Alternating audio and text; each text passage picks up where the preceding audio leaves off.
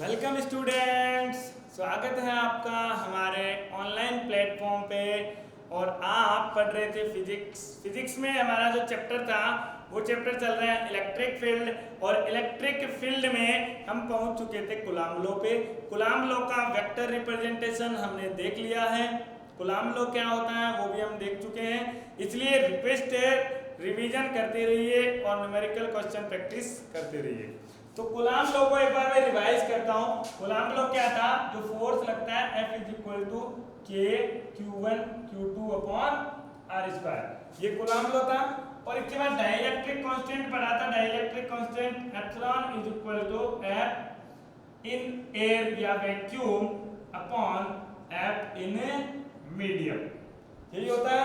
इसके बाद हमने वेक्टर लॉ पढ़ा था और वेक्टर लॉ के अंदर F is equal to K Q1 Q2 upon R cube multiply R vector, ये आ जाता है। क्लियर है? तो चलिए चलते हैं आगे की तरफ कि क्या है और एक क्वेश्चन करते हैं। बहुत ही ब्यूटीफुल क्वेश्चन है। लिखिए, the force between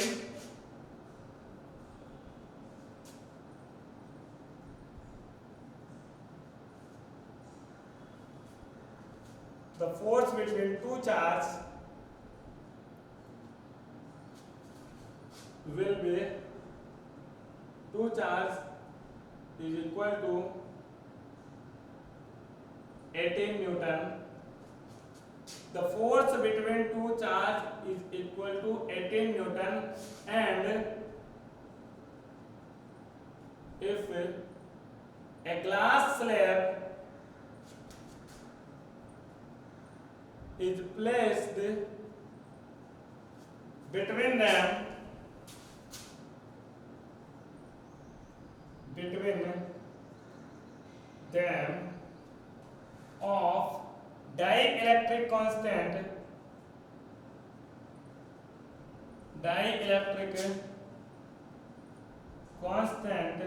dielectric constant 6, then find the value of force in presence of glass slab। देखो क्वेश्चन क्या कह रहा था? Force between two charges is 18 newton and if glass slab is placed between them of dielectric constant 6, then find the value of forces in presence of glass slab। यानी क्या कह रहा है कि कोई दो चार्ज है, पॉइंट चार्ज है, इन दोनों पॉइंट चार्ज के बीच में क्या हो रहा है? फोर्स अप्लाई हो रहा है। और उस फोर्स की वैल्यू कितनी है आपको दे रखी है, 18 न्यूटन है। उस 18 न्यूटन फोर्स के बीच में, इन दोनों के बीच में एक ग्लास स्लेब अगर मैं लेके आता हूं तो क्या हो जाएगा? मीडियम चेंज हो जाएगा। और अगर मीडियम चेंज हो गया है तो इस ग्लास स्लेब की प्रेजेंस में कितना फोर्स लगेगा निकालना है। तो फाइंड आउट कीजिए एक बार इसको, फिर करते हैं हम आगे।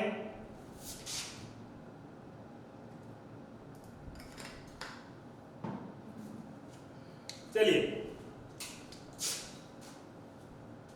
वीडियो को पॉज करके आंसर निकाला करो, आपके लिए फायदेमंद है। गिवन क्या है आपको?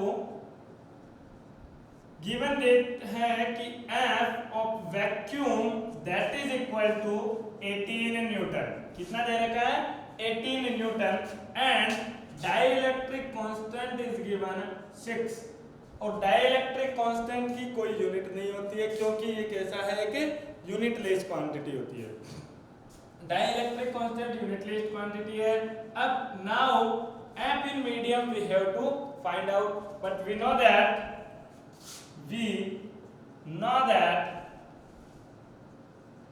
epsilon is equal to F in vacuum upon F in medium होता है।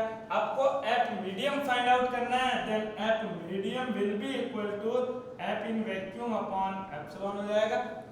F in vacuum that is given 18 Newton upon epsilon that is given 6, then Fm will be equal to 18 divided by 6, then 3 Newton। Let's see. जब इनके पास कोई भी glass slab नहीं थी तब उनका फोर्स कितना लग रहा था 18 न्यूटन। जब इनके बीच में एक ग्लास स्लैब प्लेस्ड करवा दी तब इसका फोर्स क्या हो जाएगा, रिड्यूस हो जाना चाहिए, और एग्जैक्टली रिड्यूस हो भी रहा है। पहले कितना था 18 न्यूटन, अभी कितना मिला है 3 न्यूटन। क्या कर दिया आपने, एक डाइइलेक्ट्रिक कांस्टेंट 6 की ग्लास स्लैब बीच में प्लेस कर दी, तो उसकी वजह से क्या होगा, जो फोर्सेस लग रहे हैं वो क्या हो जाएंगे, रिड्यूस हो जाएंगे। तो एक बार इसको राइट डाउन कर लीजिए प्लीज, जल्दी से नोट डाउन कीजिए इसको।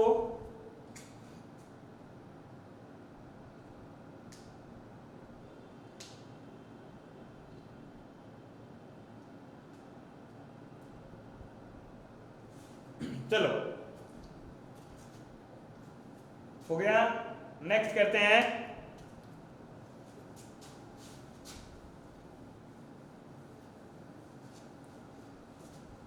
नेक्स्ट आपने कूलाम लॉ का जो वेक्टर नियम पढ़ रखा है कि वेक्टर फॉर्म क्या होती है, उस वेक्टर फॉर्म का यूज करके क्वेश्चंस करेंगे।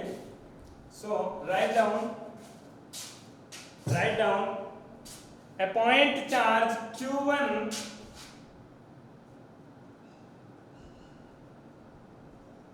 a point charge q1 equal to 2 microcoulomb is placed at coordinate system की अगर मैं बात करूं, क्योंकि हमें लेना है वेक्टर फॉर्म में, और वेक्टर फॉर्म में लेना है तो हम लेंगे क्या, कोऑर्डिनेट सिस्टम के अंदर। और कोऑर्डिनेट सिस्टम में जब भी हम रिप्रेजेंट करते हैं तो ब्रैकेट में लगा करके यहाँ पे x कोऑर्डिनेट और यहाँ पे y कोऑर्डिनेट लेते हैं। So place that 2 metre 1 metre and another point charge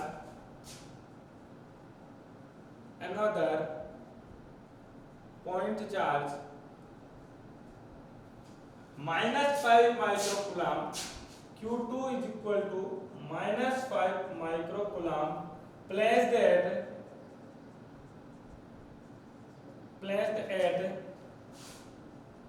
4 meter 2 meter. Find the force on Q2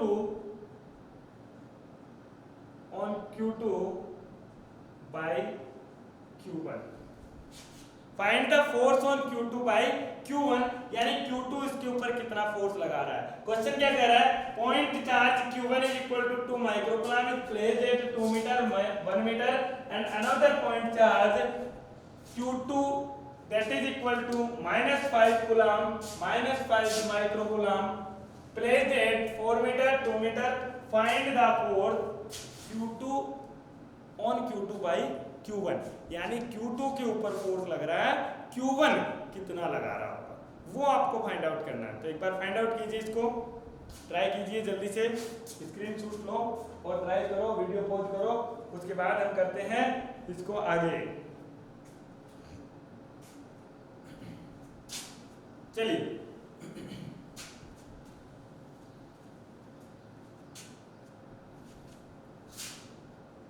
let's see क्या आंसर आता है, देखते हैं हम। इधर देखो, यहाँ पे आपको दे रखा है 2 चार्जेस, तो चार्जेस क्या है, गिवन डेटा लिखो पहले, तो गिवन डेटा, और गिवन डेटा क्या क्या दे रखा है आपको, Q1 दे रखा है दैट इज 2 माइक्रोकूलम, Q2 दे रखा है दैट इज -5 माइक्रोकूलम। जो कोऑर्डिनेट सिस्टम के अंदर दे रखी है आपको ज्योमेट्री एट 2 मीटर 1 मीटर, यानी x is equal to 2, y is equal to 1, और this data is given 4 metre 2 metre. Clear है। अगर आपको इसको सॉल्व करना है तो पहले कोऑर्डिनेट सिस्टम के अंदर हमें देखना पड़ेगा कि ये चार्जेज है कहां पर। क्लियर है। तो देखो इधर यहां पर 0 1 2 3 4 5 ये बना लेता हूं, 1 2 3 4 5। पहला चार्ज है 2 मीटर पे, ये हो गया 2 मीटर और 1 मीटर, यानी 2 मीटर और 1 मीटर, तो यहाँ पे आएगा Q1। सेकेंड आपको दे रखा है Q2 will be equal to -5 microcoulomb and that is 4 metre 2 metre. कितना दे रखा है? 4 मीटर 2 मीटर, तो 4 metre 1 2 3 4 metre and 2 metre 1 and 2 यहाँ पर होगा Q2 चार्ज। दोनों एक लाइन में आ रहे हैं, थोड़ा कोऑर्डिनेट सिस्टम चेंज कर लेते हैं और कोऑर्डिनेट चेंज करके इसको कर देते हैं -2 मीटर और इसको कर देते हैं 4 metre. Let us consider -2 metre and 4 metre. -2 metre करोगे तो 1 2, क्लियर है? 4 मीटर करोगे तो 1 2 3 4 और यहाँ पे -2 और 4, ये आ जाएगा आपका Q2। क्लियर है? This is Q1 and this is Q2। आपको क्या फाइंड आउट करना है? Q1 और Q2 के जो फोर्स लग रहा है, किस पे लग रहा है? Force on Q2 by Q1। Find the force, यानी तो find the force on Q2 by Q1। Q2 के ऊपर Q1 कितना फोर्स अप्लाई कर रहा है वो आपको फाइंड आउट करना है। तो Q2 ये वाला है, Q1 ये वाला है। मैं यहाँ पर इसका अगर फिगर दोबारा बनाना चाहूं तो देखो इधर, यहाँ पर है Q2 और यहाँ पर है आपका Q1। क्लियर है? Q2 के ऊपर फोर्स लगाएगा Q1, तो ये कुछ इस तरीके से लगेगा। अब देखो ये नेगेटिव है -5 माइक्रोकूलम और ये पॉजिटिव है, कितना है? 2 माइक्रोकूलम। यानी पॉजिटिव चार्ज अगर इसके ऊपर फोर्स लगाएगा तो कौन सा फोर्स लगाएगा? Force of attraction. Force of attraction लगा रहा होगा तो फोर्स ऑफ अट्रैक्शन पुल करेगा इसको। अगर पुल कर रहा है तो इसका जो फोर्स होगा F2 पे लग रहा है, कौन लगा रहा है? 1। F किस पे लग रहा है? 2 पर लग रहा है एंड कौन अप्लाई कर रहा है?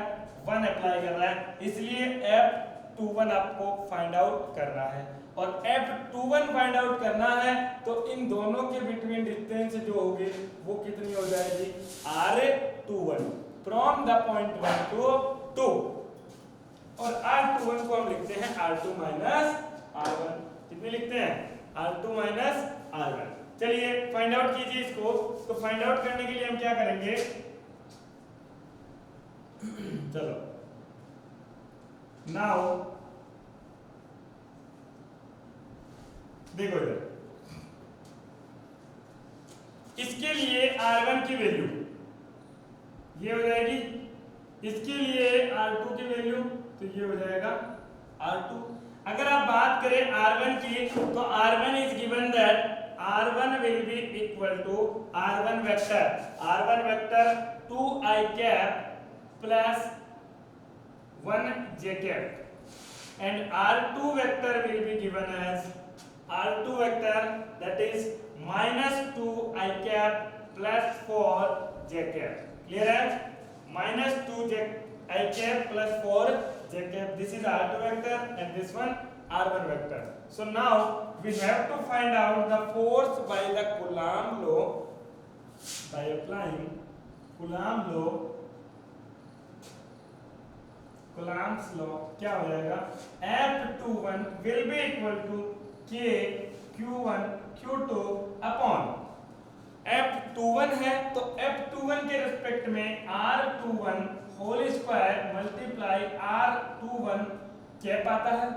और कैप हम यूनिट वेक्टर होता है और यूनिट वेक्टर को अगर आपको कन्वर्ट करना है तो कैसे करेंगे?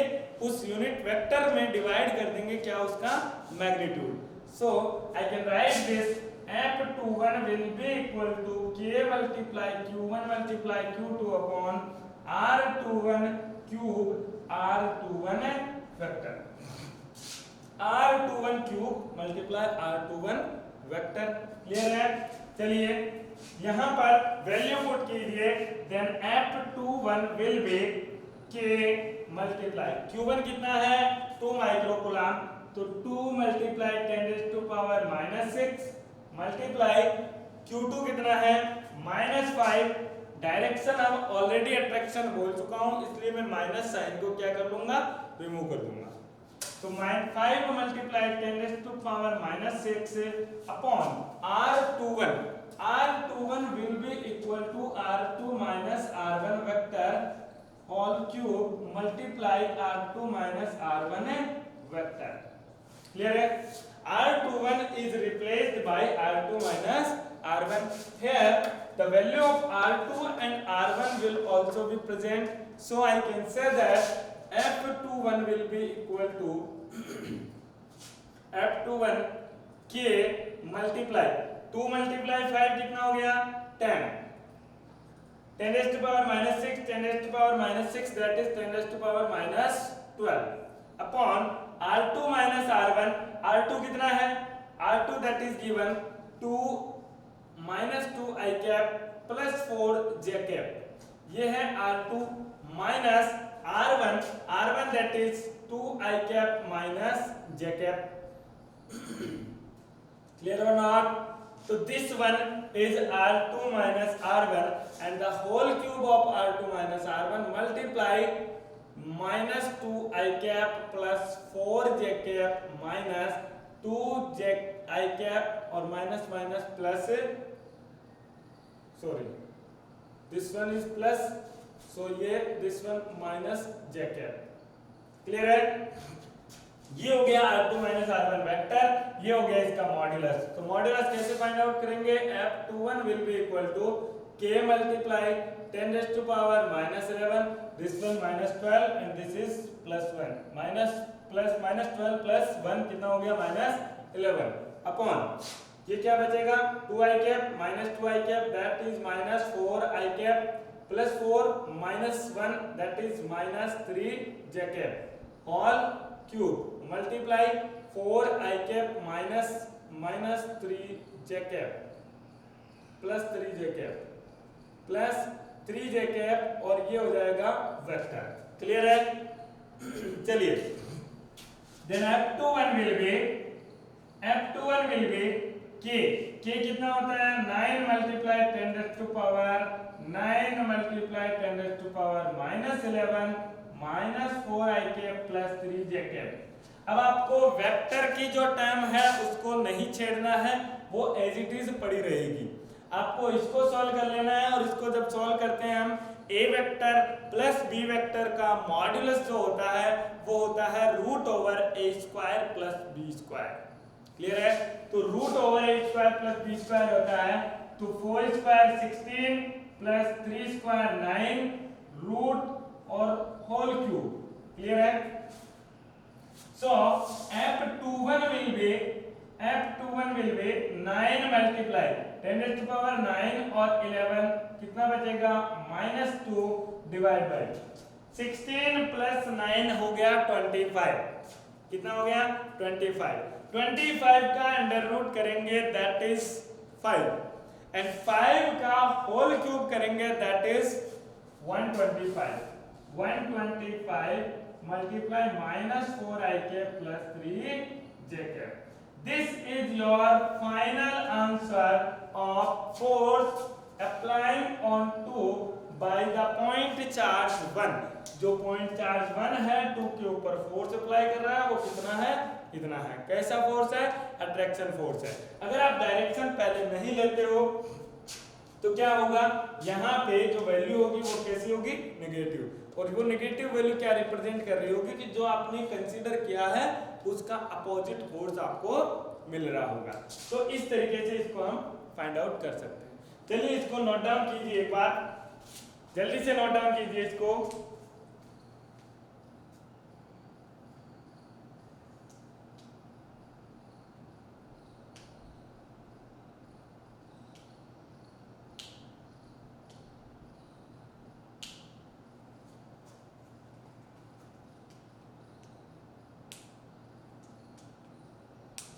चलिए next question.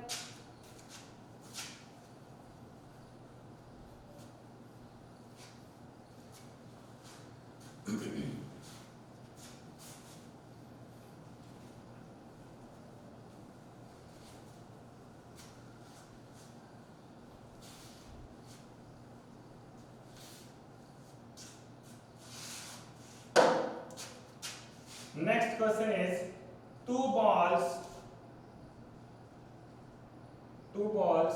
are equally charged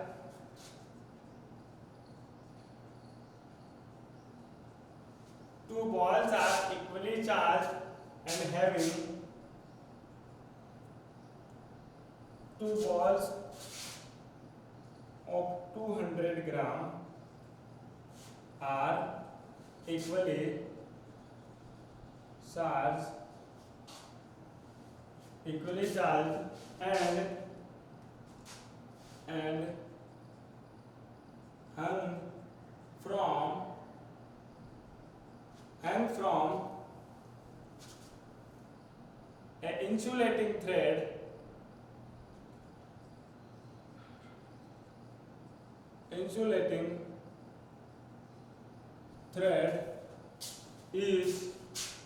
insulating thread of each 40 centimeter and in equilibrium condition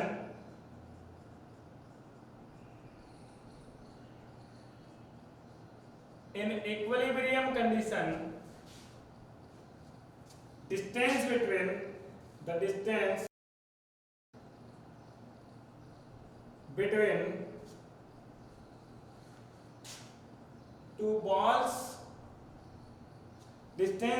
two balls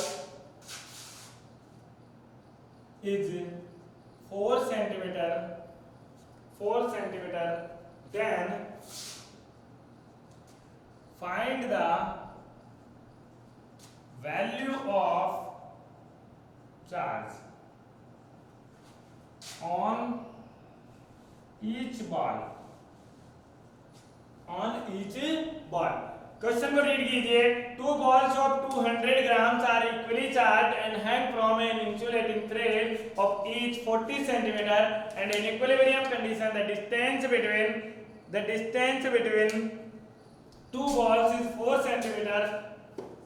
Then find the value of charge on each ball. सभी बॉल पे चार्ज की वैल्यू क्या होगी वो आपको फाइंड आउट करनी है. किस तरीके से करेंगे? बहुत ही इजी है. कुछ 11th के कंसेप्ट याद करो मैकेनिक्स के, जो आपको काइनेमेटिक्स के बाद पढ़ाए गए थे मैकेनिक्स, और उस मैकेनिक्स से ही क्या होंगे यूजफुल यहाँ पे आएंगे कंसेप्ट.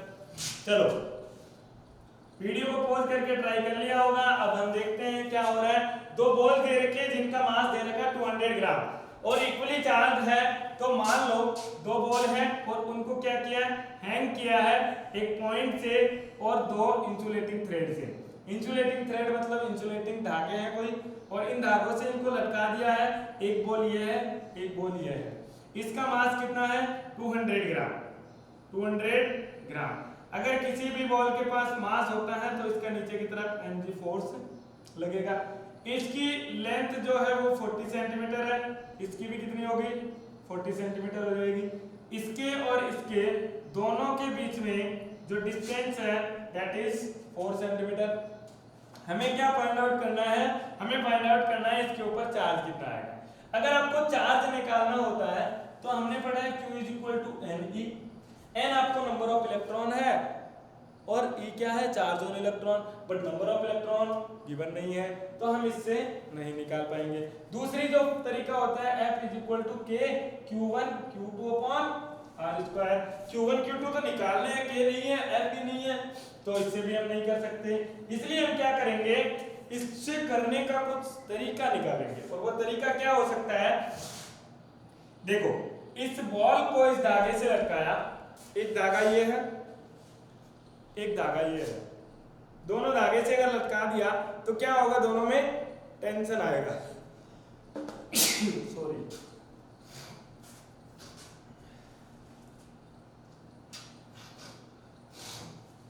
दोनों धागों में टेंशन प्रोड्यूस होगा और उस टेंशन को मैं लिख सकता हूं क्या है, T है. क्लियर है? ये 40 सेंटीमीटर, ये 40 सेंटीमीटर, तो इसको मैं क्या लिख सकता हूं कि यहाँ पे कुछ एंगल होगा जो कि क्या होगा थीटा. अगर ये थीटा है तो ये भी किसके इक्वल हो जाएगा, थीटा के इक्वल हो जाएगा. This one is theta and this one also is theta.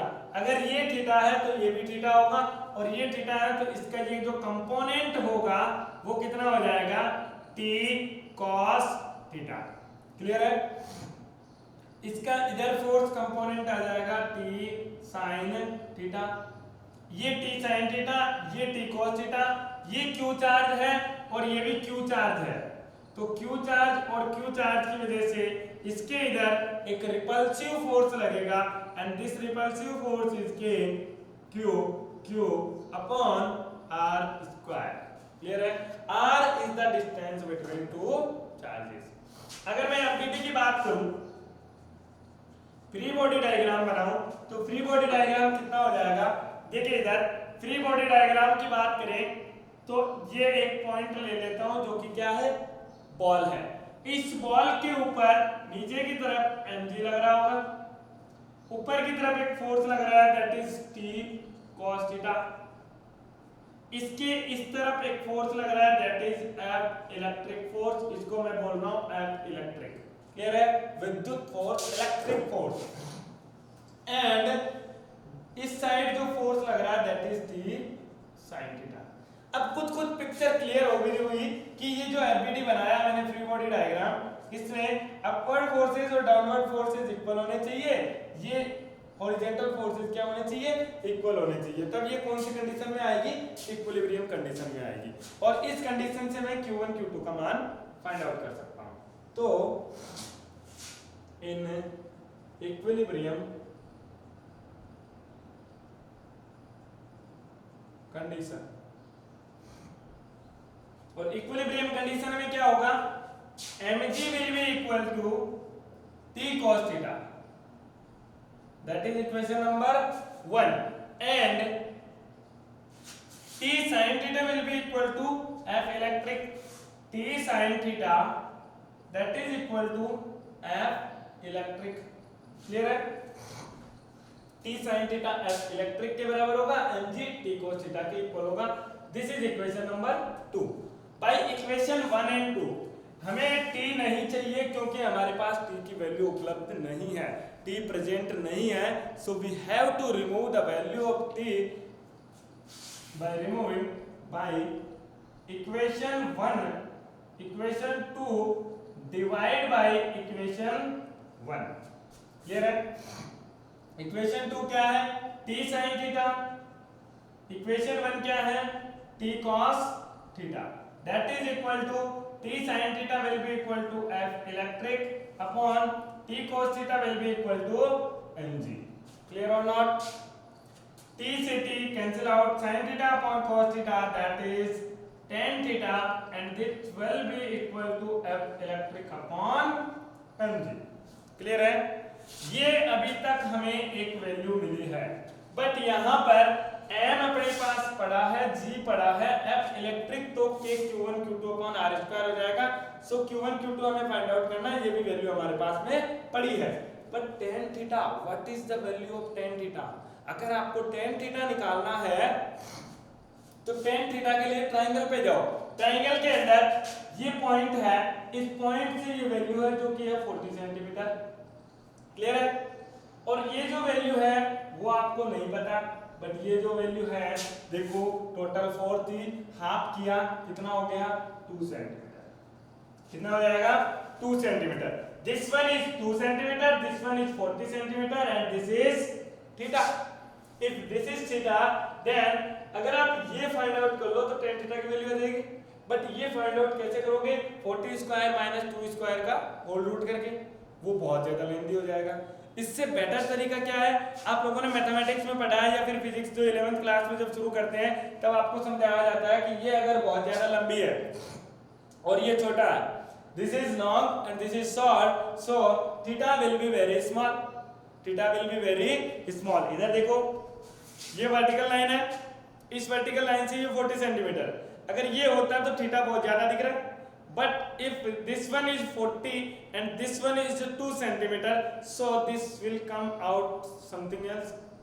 So theta is very small, and if theta is very small, then here theta is very small and if theta is small then tan theta equal to sin theta equal to theta. tan theta equal to sin theta equal to theta हो जाता है जब theta small हो, तो sin theta की value आप directly find out कर सकते हो। This is the base for this triangle, this is perpendicular, this is hypotenuse, then sin theta is equal to tan theta is equal to the value is 2 centimeter upon 40 centimeter। Clear है? Then from equation 3 के अंदर F electric वो दे रखा है, mg आपको दे रखा है। from equation 3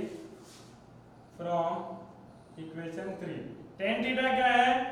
2 upon 40 that is equal to F electric। F electric, what is F electric? K Q1 Q2 upon R square upon mg, m is 200 gram, then 200 divide by 1000 because this will given in gram। जो मास की value दे रखी है वो ग्राम में दे रखी है, आपको kilogram में कन्वर्ट करनी है। तो किलोग्राम में कन्वर्ट करेंगे तो 10⁻³ से मल्टीप्लाई करूंगा। And what is the value of g? The value of g is 10। Clear है? Value of g is 10, then 2 upon 40, देखो ये सेंटीमीटर, इसलिए मैंने इसको कन्वर्ट नहीं किया। कि Q1 Q2 को मैं लिख सकता हूँ Q², जो कि हमें फाइंड आउट करना है, क्योंकि दोनों की चार्ज की वैल्यू क्या है? सेम है। चार्ज की वैल्यू सेम है, सो K multiply Q² upon R² को एक बार छोड़ो, ये 200 मल्टीप्लाई 10 2000 और 10⁻³ है, तो इससे ये कैंसिल आउट हो जाएगा, बचेगा क्या? 2 multiply R²। What is the value of R? The value of R is 4 centimetre and 4 centimetre is written as 4 multiply 10⁻² and R², so this is whole square। now the value of Q² will be 2/40 multiply 2 multiply 4 square 16 multiply 10⁻⁴ upon k। k की value क्या है? 9 multiply 10⁻⁹। 2 and 2 4, this 4 is gone, this is 10⁻⁴, this is 10⁻⁹, and this one 1, so Q² will be, देखो 16 divide by 9 multiply 10⁻⁴, ऊपर positive में है, 9 and 1 10 हो जाएगा, वो 10 ऊपर जाएगा, कैसा आएगा? नेगेटिव, सो 10⁻⁻10।